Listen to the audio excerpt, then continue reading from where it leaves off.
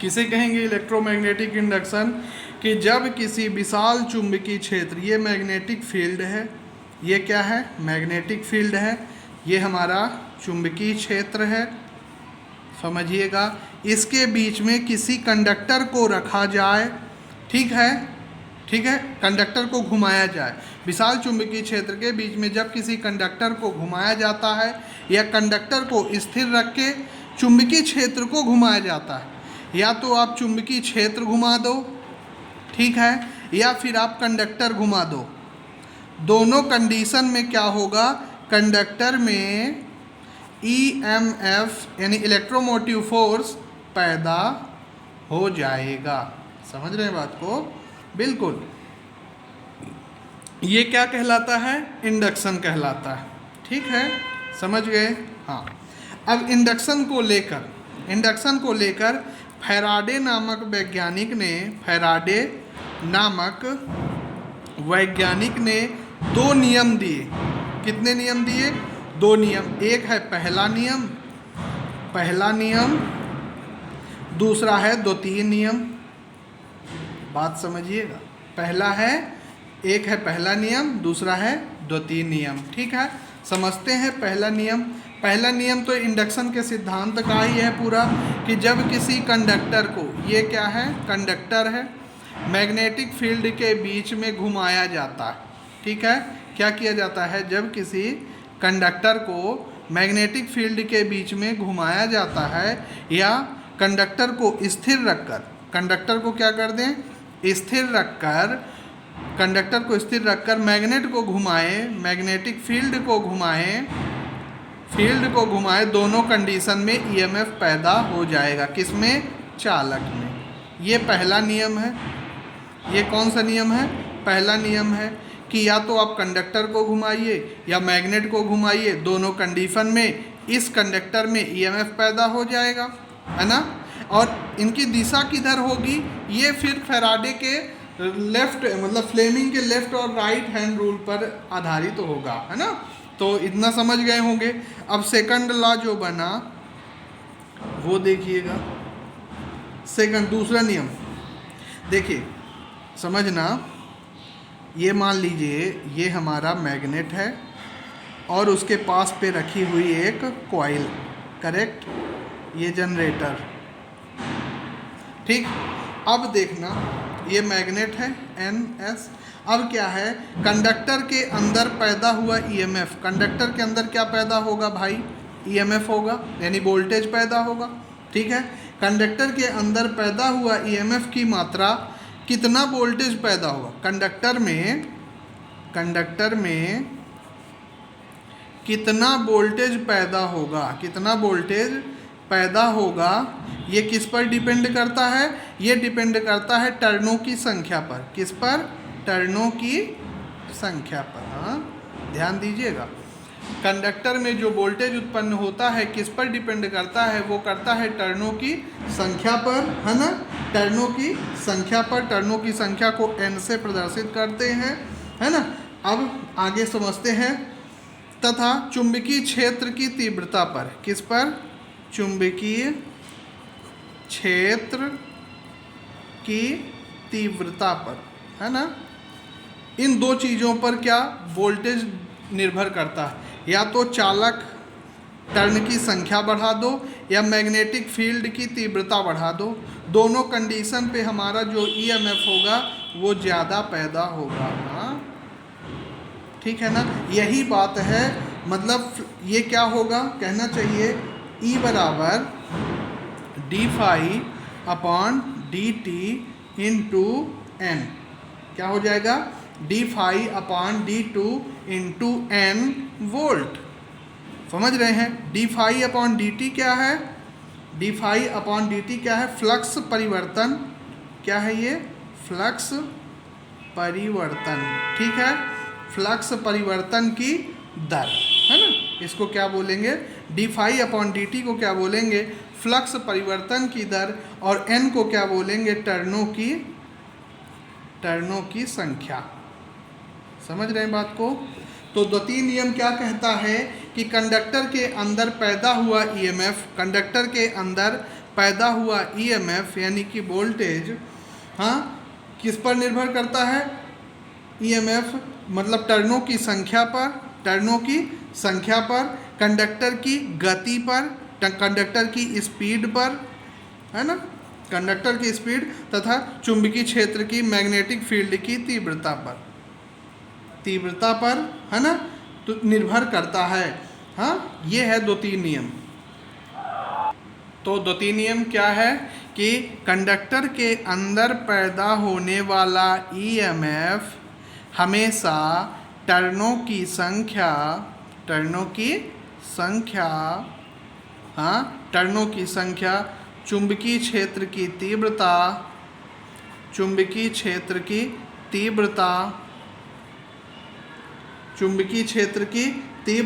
टर्नों की संख्या तथा स्पीड पर निर्भर करता है ना, और मतलब इन सब के समानुपाती होगा, मतलब E बराबर d upon dt into n voltage.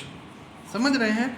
ये 2-3 नियम था। पहला नियम क्या था कि जब किसी चुंबकीय क्षेत्र में के बीच में किसी कंडक्टर को घुमाया जाए या कंडक्टर को स्थिर रखकर चुंबकीय क्षेत्र को घुमाया जाए, दोनों कंडीशन में कंडक्टर में वोल्टेज पैदा होगा। ठीक है, तो पहले नियम में हमें पहला नियम में पता चला कि वोल्टेज कैसे बन रहा है ना, कैसे बन रहा है। हाँ, और 2-3 नियम में क्या पता चला कि वोल्टेज किन किन पर निर्भर करता है, ये दोनों नियम पर आधारित है। ठीक है, ये बात क्लियर हो गई होगी। अब समझते हैं फ्लेमिंग ने जो 2 नियम दिए हैं। एक होता है फ्लेमिंग ने 2 नियम दिए, ठीक है, 2 नियम दिए। 2 नियम कौन कौन से हैं? एक होता है फ्लेमिंग का राइट हैंड रूल, है ना, राइट को बोलते हैं दायां, हमेशा कंफ्यूज मत होना, दायां हाथ का नियम राइट हैंड रूल, है ना। राइट हैंड रूल समझते हैं कैसे होता है। ठीक है, चित्र बना लेते हैं। मान लीजिए ये थोड़ा सा चित्रकारी आप समझते चलिएगा। ठीक, ये हो गई हमारी मिडिल फिंगर, ये 2 ठो और। ठीक है, अब ये हमारा हैंड है, राइट हैंड है ना, ये राइट हैंड रूल है। ऐसे करके ये राइट हैंड रूल है, आप समझ रहे होंगे, आपको वीडियो में दिख रहा होगा। ये राइट हैंड रूल है। राइट हैंड रूल हमेशा जनरेटर पर लागू होता है। किस पे लागू होता है? जनरेटर पर, ये ध्यान रखिएगा, है ना। तो राइट हैंड रूल है, उसके बारे में समझने से पहले आप ध्यान रखें कि ये है हमारा थंब। ये क्या है? हमारा थंब को बोलते हैं, थंब को क्या बोलते हैं? अंगूठा। बहुत बढ़िया, ठीक है, ये अंगूठा कहलाता है। ये हमारा 4 फिंगर है। ये क्या है? 4 फिंगर का मतलब होता है मध्यिका।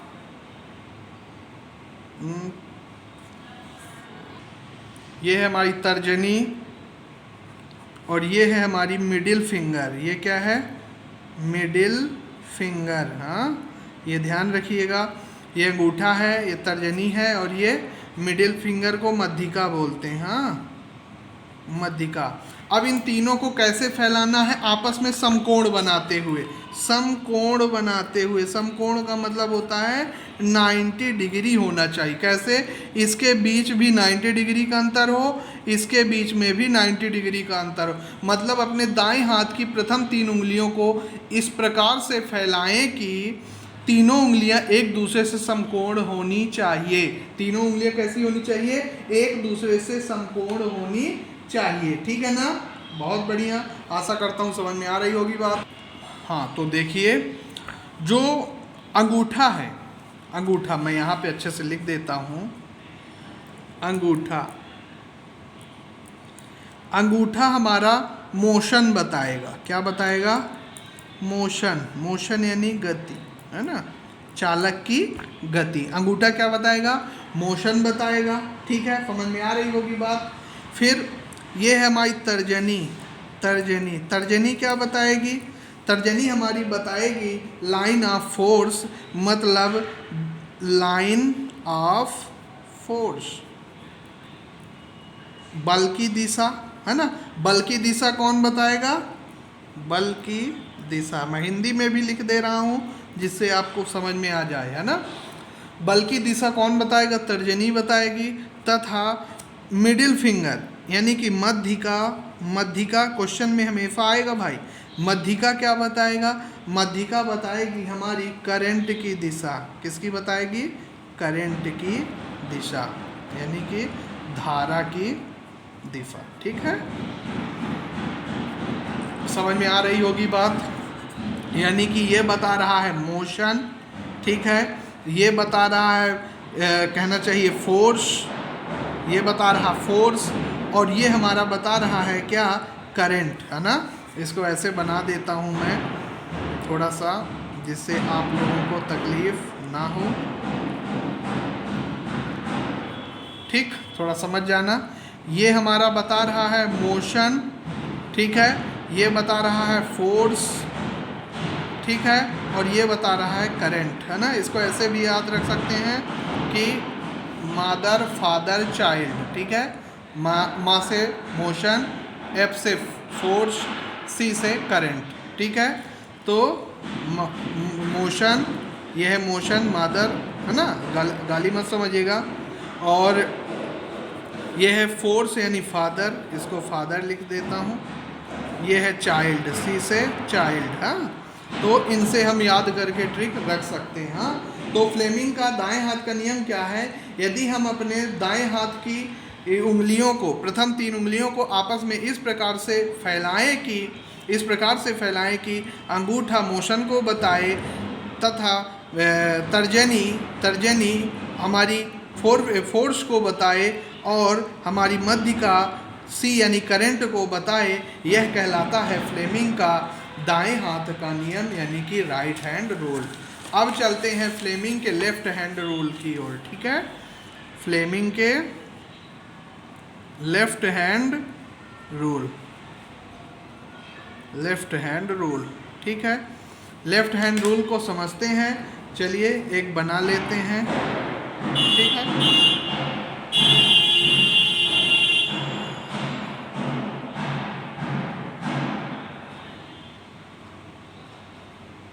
ठीक, ये हो गया हमारा, ये लेफ़्ट है। लेफ़्ट आप समझ रहे होंगे, आप अपना भी लेफ़्ट बना सकते हैं, इसी तरह से होगा। तो ये हमारा क्या बताएगा? डायरेक्शन, देखो ये है हमारा अंगूठा। अंगूठा क्या बताएगा? अंगूठा हमारा बताएगा डायरेक्ट, ये अंगूठा हो गया, ये हमारा क्या हो गई? तर्जनी हो गई, ये हमारी क्या हो गई? मध्यिका हो गई, ठीक है। ये अंगूठा कंडक्टर की दिशा बताएगा। किसकी? कंडक्टर की दिशा, ठीक है, कंडक्टर की दिशा, ये बात समझ लीजिएगा। अंगूठा हमारा कंडक्टर की दिशा बताएगा, हाँ। और तर्जनी हमारी क्या बताएगी? तर्जनी हमारी बताएगी मैग्नेटिक फील्ड की दिशा, चुंबकीय क्षेत्र की दिशा, क्षेत्र की दिशा, आशा करता हूँ समझ में आ रहा होगा। चुंबकीय क्षेत्र की दिशा, तथा मध्यिका हमारी क्या बताएगी? मध्यिका हमारी क्या बताएगी? करंट की दिशा। किसकी दिशा? करंट की दिशा, ठीक है। देखिए ये वाली जो फिंगर थी, ये दोनों कंडीशन में करंट की ही दिशा बताई थी। ये करंट की, ये चाइल्ड है, ये करंट की ही दिशा बताती। मतलब मैं इसमें लिख देखो मैं लेफ्ट हैंड बनाना चाहिए ना, तो ये हमारा सी है, ये क्या है? सी, ये दिख रहा होगा, ये सी है, ठीक है। समझना बात को। ये अंगूठा कंडक्टर की दिशा, CON लिख देता हूँ, और मैग्नेटिक फील्ड की दिशा MF लिख देता हूँ। ये देखिए मैंने बनाया है अपनी उंगलियों में। ये कंडक्टर की दिशा बताएगा, ये मैग्नेटिक फील्ड की दिशा बताएगा, और ये करंट की दिशा बताएगा। ये होता है हमारा लेफ्ट हैंड रूल। मतलब अपने left hand rule, left hand को क्या बोलते हैं? बायां, है ना, बायां। वैसे ऐसे याद कर सकते हो, DR, डी को दायां बोलते हैं, आर को राइट, डॉक्टर बोलते हो ना, तो दायां राइट, ठीक है, ये याद रखना। अपने बाएं हाथ की प्रथम 3 उंगलियों को समकोण बनाते हुए इस प्रकार से फैलाएं कि अंगूठा कंडक्टर की दिशा बताए और तर्जनी जो है वो मैग्नेटिक फील्ड की दिशा को बताए तथा मध्य का कंडक्टर की दिशा को बताए। ये कहलाता है हमारा फ्लेमिंग का लेफ्ट हैंड रूल। क्या कहलाता है? Left hand rule. आशा करता हूँ ये सेशन समझ में आया होगा। जो पहला था, जो ये था, इसमें हमने इसको ऐसे बताया था, इसको भी मैं बता देता हूँ, नहीं तो कंफ्यूजन रहेगा। ये M है, ये क्या है? M है, ये F है, ये F है, और ये C है ना। ये MFC याद रख लोगे। ये है मैग्नेट यानी कि मोशन बताएगा। ये बताएगा क्या? फील्ड बताएगा, फोर्स बताएगा। ये हमारा करंट बताएगा। ये राइट हैंड रूल था। फिर हमने लेफ्ट हैंड रूल में चला। लेफ्ट हैंड में ये हमारा कंडक्टर की दिशा बताएगा, ये हमारा मैग्नेटिक फील्ड की दिशा बताएगा, और ये हमारा करंट की दिशा बताएगा। दोनों चीज़ें आपके बात समझ में आ गई होंगी, ठीक है। नेक्स्ट जो क्लास होगी उसमें अपन पढ़ेंगे कि इंडक्शन क्या है, सेल्फ इंडक्शन क्या है, म्यूचुअल इंडक्शन क्या है, ठीक है। तो आशा करता हूँ समझ में आएगा। हमारे चैनल को लाइक और सब्सक्राइब जरूर करिएगा, ठीक है। आपके लिए होमवर्क है, कमेंट करके हमें बताएंगे कि लेफ्ट हैंड रूल का उपयोग कहाँ होता है और राइट हैंड रूल का उपयोग कहाँ होता है। ये आपके लिए होमवर्क है जो आप हमें कमेंट करके बताएंगे। धन्यवाद।